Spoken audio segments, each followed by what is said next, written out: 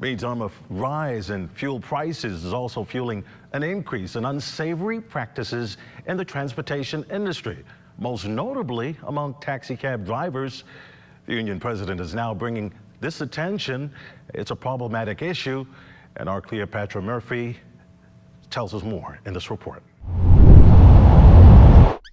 Western Air introduces new jet flight services between Nassau and Fort Lauderdale. You heard right. Western Air is now flying between Nassau and Fort Lauderdale, Florida.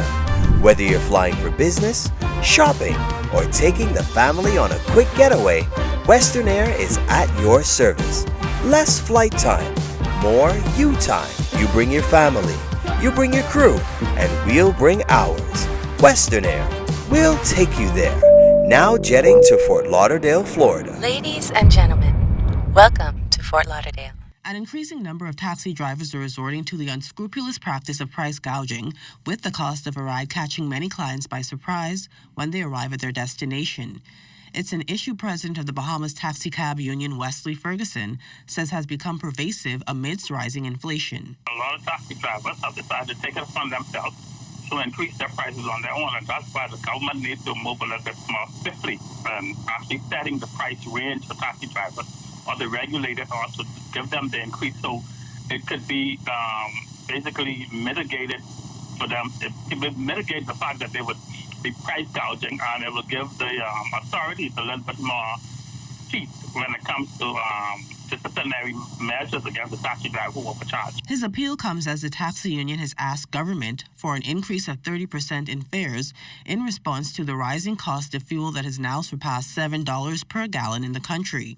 It's very serious because, say for instance, if you look at what the taxi driver is spending today for fuel as opposed to what they were spending a year ago and a year and a half ago, it's basically about double what they've been paying. So if you were putting $50 in your car, $50 worth of fuel in your car to operate for that day, now you have to come up with $100.